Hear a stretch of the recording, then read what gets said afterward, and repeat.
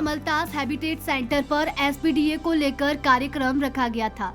Solar power developers association की जगह sustainable projects developer association किया गया और इस खास मौके पर छत्तीसगढ़ के पूर्व उपराज्यपाल शेखर दत्त मौजूद रहे। उन्होंने एसपीडीए को लेकर पूर्ण जानकारी दी। साथ ही इस मीटिंग में अलग अलग कंपनी के उद्योगपति भी मौजूद रहे। सभी ने मिलकर मीटिंग की। एसपीडीए के जरिए कैसे नवीकरण ऊर्जा को बढ़ावा मिलेगा, इसके बारे में विस्तार से जानकारी दी गई। एसपीडीए को लेकर हुई मीटिंग में सभी ने क्या कुछ कहा, देखिए यह स्पेशल रिपोर्ट। नमस्कार, आप देख रहे हैं ANN न्यूज़ नेटवर्क और मैं आपके साथ पूनम। आज हम आए हैं दिल्ली के हैबिटेट्स सेंटर में और यहाँ पर अलग अलग कई बड़े बड़े उद्योगपतियों के CEO ने उन्हें एसपीडीए को लेकर जानकारी दी।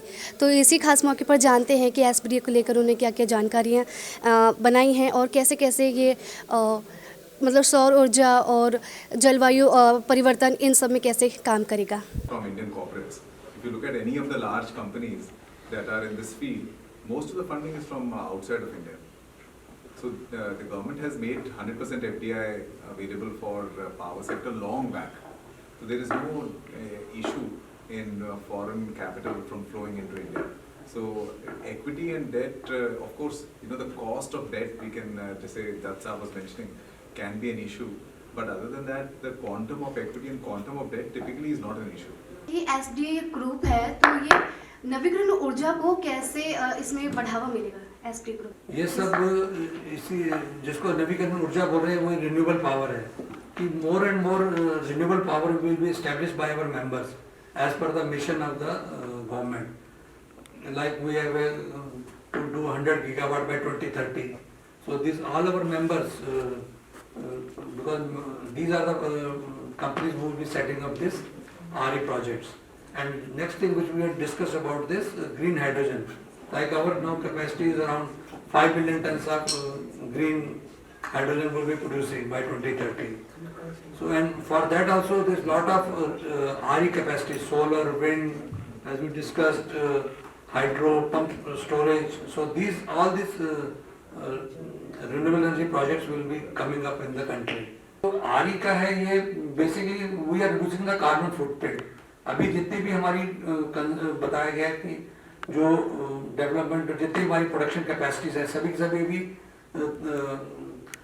आपके सोलर और विंड पे बहुत कम है, सबकी सब आपकी कोल बेस्ड पे हैं या गैस बेस्ड हैं। तो all of them have to shift to the RE। So इससे we will be reducing the carbon footprints and so this carbon emissions will be reduced considerably with the use of more and more RE power. तो ये हमारे जो हमारे COP में भी जो हमारा कमिटमेंट है कि उनको नेट जीरो जाना है by 2070, so that will be helpful. Sir मतलब एसपीडीए ग्रुप की ओर से आप कुछ कहना चाहोगे? एसपीडीए ग्रुप का आपने भी ओकेजन पे अपनी स्पीच दी और इसको लेकर आप कुछ कहना चाहोगे? नहीं, देखिए solar power developers association renewable energy का एक बड़ा स्तंभ था, क्योंकि रिन्यूएबल एनर्जी विंड, सोलर और ये सब मिलकर के हैं। उसमें सोलर पावर एक बड़ा स्तंभ था और भारतवर्ष सोलर पावर में बहुत आगे बढ़ा है। वर्ल्ड के लार्ज सोलर पावर प्रोड्यूसर्स में भारत। अब इसमें और एडिशन किया है जिसमें सस्टेनेबल प्रोजेक्ट, सस्टेनेबल की जो आगे के काल में ऐसे प्रोजेक्ट्स हों जो कि सस्टेनेबल एनर्जी प्रोड्यूस करें, भारतवर्ष के लिए, विश्व के लिए ज़्यादा ज़रूरी है।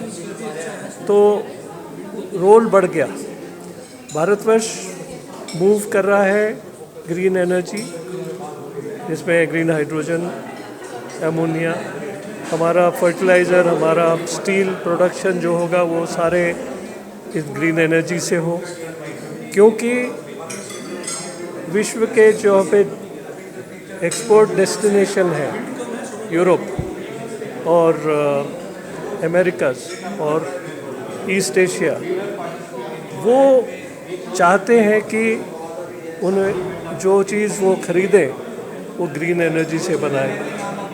तो भारतवर्ष अपने को पोजीशन कर चुका है कि हम लोग एक major producer of green energy होंगे और शुरू में एक्सपोर्ट किया जाएगा और साथ साथ उसको कंज्यूम भी करेंगे।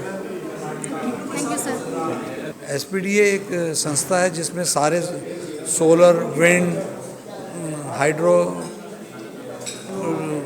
जितने भी आरी सोर्सेज से पावर बनती है उसके मेंबर्स हैं जो इस फील्ड में लगे हुए हैं और सब प्रोजेक्ट सेटअप कर रहे हैं। और नया फील्ड है जिसमें एनर्जी स्टोरेज है, बैटरी स्टोरेज है, हाइब्रिड प्रोजेक्ट्स है, सोलर विंड के कंबाइन प्रोजेक्ट्स, और नया जो क्षेत्र है green hydrogen, green ammonia and it's derivatives, like बात हुआ sustainable aviation fuel, maritime fuel. तो ये सब जो अभी बनेंगे फ्यूल, पास्ट में all this were being used and prepared from the petroleum products or fossil fuels. Now it will be all through the RE sources. तो देखा आपने कि क्या कुछ कहा सभी सीईओ ने और साथ ही जो हमारे साथ पूर्व उपराज्यपाल थे उन्होंने। तो बाकी देश दुनिया की अन्य खबरों के लिए जुड़े रहे ANN न्यूज़ नेटवर्क के साथ। कैमरा पर्सन सुरेंद्र के साथ मैं पूनम, दिल्ली।